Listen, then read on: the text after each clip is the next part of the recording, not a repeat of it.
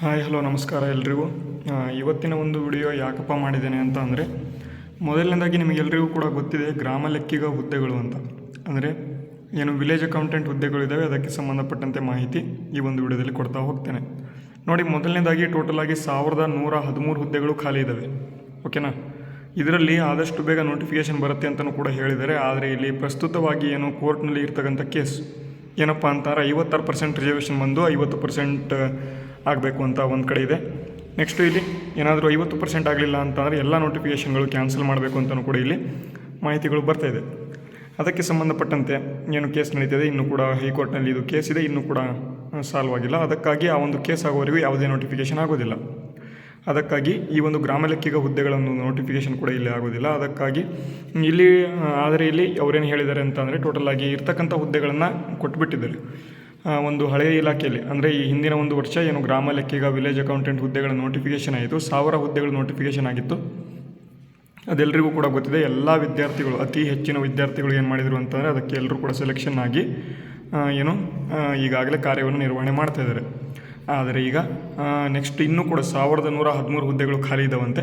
ಯಾವ ಯಾವ ಜಿಲ್ಲಾವಾರು ಹುದ್ದೆಗಳು ವಿಂಗಡಣೆಗಳನ್ನು ಈಗ ನಾನು ಕೊಡ್ತಾ ಹೋಗ್ತೇನೆ. ಅದಕ್ಕೂ ಮುಂಚೆ ನೀವೇನಾದರೂ ಫಸ್ಟ್ ಟೈಮ್ ನಮ್ಮ ಚಾನಲ್ನ ನೋಡ್ತಾ ಇದ್ದರೆ ಎಲ್ಲರೂ ಕೂಡ ತಪ್ಪದೆ ಚಾನಲ್ನ ಸಬ್ಸ್ಕ್ರೈಬ್ ಮಾಡ್ಕೊಳ್ಳಿ. ಮುಂದೆ ಬರ್ತಕ್ಕಂಥ ಎಲ್ಲ ವೀಡಿಯೋಗಳನ್ನ ಫ್ರೀಯಾಗಿ ನೀವು ನೋಡ್ಕೊಳ್ತಾ ಹೋಗ್ಬೋದು. ಓಕೆನಾ. ಈಗ ಡೈರೆಕ್ಟಾಗಿ ಬರೋಣ, ಈ ಒಂದು ನೋಟಿಫಿಕೇಷನ್ ಬಗ್ಗೆ ಯಾವ ಯಾವ ಜಿಲ್ಲೆಗಳಲ್ಲಿ ಎಷ್ಟೆಷ್ಟು ಹುದ್ದೆಗಳು ಖಾಲಿ ಇದ್ದಾವೆ ಅಂತ ನೋಡ್ಕೊಳ್ತಾ ಬರೋಣ. ಓಕೆ, ಬನ್ನಿ. ನೋಡಿ, ಮೊದಲನೇದಾಗಿ ಇಲ್ಲಿ ಅನುಬಂಧ ಅಂತ ಕೊಟ್ಟಿದ್ದಾರೆ, ನೆಕ್ಸ್ಟ್ ಇಯರ್ ಅಂತ. ಇಲ್ಲಿ ಬೆಂಗಳೂರು ನಗರದಲ್ಲಿ ಟೋಟಲಾಗಿ 34 ಹುದ್ದೆಗಳು ಇಲ್ಲಿ ಖಾಲಿ ಇದ್ದಾವೆ. ನೋಡಿ, ಖಾಲಿ ಇರ್ತಕ್ಕಂಥ ಗ್ರಾಮಾಡಳಿತ ಹುದ್ದೆಗಳ ಒಂದು ಸಂಖ್ಯೆ ಜಿಲ್ಲೆ. ಬೆಂಗಳೂರು ಗ್ರಾಮಾಂತರ ನೋಡ್ಬೋದು, 52 ಹುದ್ದೆಗಳು ಖಾಲಿ ಇದ್ದಾವೆ. ಚಿತ್ರದುರ್ಗ ನೋಡಿ 35 ಹುದ್ದೆಗಳು ಖಾಲಿ ಇದ್ದಾವೆ. ಇನ್ನು ದಾವಣಗೆರೆಯಲ್ಲಿ 9 ಹುದ್ದೆಗಳು ಖಾಲಿ ಇದ್ದಾವೆ. ಕೋಲಾರ ನೋಡಿ 43 ಹುದ್ದೆಗಳು ಇನ್ನೂ ಕೂಡ ಖಾಲಿ ಇದ್ದಾವೆ. ತುಮಕೂರಿನಲ್ಲಿ 79 ಹುದ್ದೆಗಳು ಇನ್ನೂ ಕೂಡ ಖಾಲಿ ಇದ್ದಾವೆ. ಬೆಂಗಳೂರು ದಕ್ಷಿಣದಲ್ಲಿ 51. ಚಿಕ್ಕಬಳ್ಳಾಪುರ ನೋಡಿ 39 ಹುದ್ದೆಗಳು ಖಾಲಿ ಇದ್ದಾವೆ. ನೆಕ್ಸ್ಟು ಶಿವಮೊಗ್ಗ ನೋಡಿ 38 ಹುದ್ದೆಗಳು ಖಾಲಿ ಇದ್ದಾವೆ. ಮೈಸೂರಿನಲ್ಲಿ 75 ಖಾಲಿ ಇದ್ದಾವೆ. ಮತ್ತು ಅದೇ ರೀತಿ ಚಾಮರಾಜನಗರದಲ್ಲಿ 48 ಹುದ್ದೆಗಳು ಖಾಲಿ ಇದ್ದಾವೆ. ಮಂಡ್ಯ ನೋಡ್ಬೋದು, ಮಂಡ್ಯ 71 ಹುದ್ದೆಗಳು ಖಾಲಿ ಇದ್ದಾವೆ. ಹಾಸನದಲ್ಲಿ 56 ಹುದ್ದೆಗಳು ಇನ್ನೂ ಕೂಡ ಖಾಲಿ ಇದ್ದಾವೆ. ಚಿಕ್ಕಮಗಳೂರು ಜಿಲ್ಲೆಯಲ್ಲಿ 25 ಹುದ್ದೆಗಳು ಇನ್ನೂ ಕೂಡ ಖಾಲಿ ಇದ್ದಾವೆ. ಕೊಡಗು ಜಿಲ್ಲೆಯಲ್ಲಿ ನೋಡಿ 10 ಹುದ್ದೆಗಳು ಖಾಲಿ ಇದ್ದಾವೆ. ಉಡುಪಿಯಲ್ಲಿ 22 ಹುದ್ದೆಗಳು ಖಾಲಿ ಇದ್ದಾವೆ. ಅದೇ ರೀತಿ ದಕ್ಷಿಣ ಕನ್ನಡ ನೋಡಿ 44 ಹುದ್ದೆಗಳು ಖಾಲಿ ಇದ್ದಾವೆ.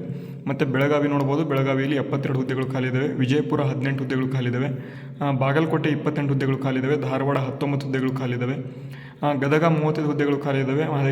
ಹಾವೇರಿಯಲ್ಲಿ 40 ಹುದ್ದೆಗಳು ಖಾಲಿ ಇದ್ದಾವೆ. ಮತ್ತು ಉತ್ತರ ಕನ್ನಡದಲ್ಲಿ 11 ಹುದ್ದೆಗಳು ಖಾಲಿ ಇದ್ದಾವೆ. ಕಲಬುರಗಿಯಲ್ಲಿ 60 ಹುದ್ದೆಗಳು ಖಾಲಿ ಇದ್ದಾವೆ. ಅದೇ ರೀತಿ ರಾಯಚೂರಿನಲ್ಲಿ 16 ಹುದ್ದೆಗಳು ಖಾಲಿ ಇದ್ದಾವೆ. ಕೊಪ್ಪಳದಲ್ಲಿ 18 ಹುದ್ದೆಗಳು ಖಾಲಿ ಇದ್ದಾವೆ. ಬಳ್ಳಾರಿಯಲ್ಲಿ 17 ಹುದ್ದೆಗಳು ಖಾಲಿ ಇದ್ದಾವೆ. ಬೀದರ್ನಲ್ಲಿ 34 ಹುದ್ದೆಗಳು ಖಾಲಿ ಇದ್ದಾವೆ. ಯಾದಗಿರಿನಲ್ಲಿ 8 ಹುದ್ದೆಗಳು ಖಾಲಿ ಇದ್ದಾವೆ. ಅದೇ ವಿಜಯನಗರದಲ್ಲಿ 6 ಹುದ್ದೆಗಳು ಖಾಲಿ ಇದ್ದಾವೆ. ಟೋಟಲ್ ಆಗಿ ನೋಡ್ಬೋದು, ಒಟ್ಟು 1113 ಹುದ್ದೆಗಳು ಇಲ್ಲಿ ಖಾಲಿ ಇದ್ದಾವೆ. ಈ ಎಲ್ಲ ಹುದ್ದೆಗಳಿಗೆ ನೇಮಕಾತಿ ಯಾವಾಗ ಆಗುತ್ತೆ ಅಂತ ತುಂಬ ಜನ ಕೇಳ್ತಾ ಇದ್ದಾರೆ. ಮತ್ತು ತುಂಬ ಜನ ಏನಪ್ಪ ಅಂತಾರೆ ಕಾಮೆಂಟ್ ಮಾಡ್ತಾಯಿದ್ದಾರೆ, ನಂದು 18 ಏಜ್ ಆಗಿಲ್ಲ, ನನಗೆ ನೋಟಿಫಿಕೇಷನ್ ಬಂದರೆ ನಾನು ಅಪ್ಲಿಕೇಶನ್ನ ಹಾಕ್ಬೋದು ಅಂತ. ನೋಡಿ ವಿದ್ಯಾರ್ಥಿಗಳೇ, ಎಲ್ಲರೂ ಕೂಡ ಸ್ಪರ್ಧಾ ಮಿತ್ರರೇ, ನೀವು ನೋಡಿ, ಮೊದಲನೇದಾಗಿ ನೀವು ಏನಪ್ಪ ಮಾಡಬೇಕು ಅಂತಾನೆ ಓದಬೇಕು. ನೀವು ಅಪ್ಲಿಕೇಶನ್ ಹಾಕಿದರೂ ಕೂಡ ನೀವು ಓದಲಿಲ್ಲ, ನೀವು ಸ್ಕೋರ್ ಮಾಡಲಿಲ್ಲ ಅಂತ ಜಾಬ್ ಸಿಗೋದಿಲ್ಲ. ಕಾಂಪಿಟೇಷನ್ ಎಷ್ಟಿದೆ ಅಂತ ನಿಮಗೆ ಗೊತ್ತೇ ಇದೆ.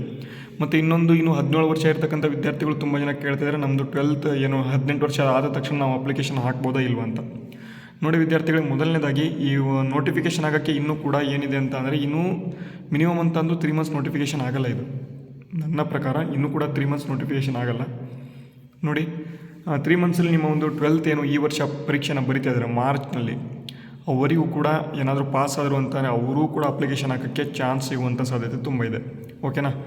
ಎಲ್ಲರಿಗೂ ಕೂಡ ಅರ್ಥ ಆಯಿತು ಅಂತ ಅಂದ್ಕೊಂಡಿದ್ದೇನೆ. ಅರ್ಥ ಆಗಿದ್ದರೆ ವಿಡಿಯೋಗೆ ಲೈಕ್ ಮಾಡಿ, ನಿಮ್ಮ ಎಲ್ಲ ಸ್ನೇಹಿತರೊಂದಿಗೆ ವಿಡಿಯೋನ ಶೇರ್ ಮಾಡ್ಕೊಂಬೇಡಿ ಅಂತ ಹೇಳ್ತಾ ವಿಡಿಯೋನ ಮುಗಿಸ್ತೇನೆ. ಜೈ ಹಿಂದ್, ವಂದೇ ಮಾತರಂ.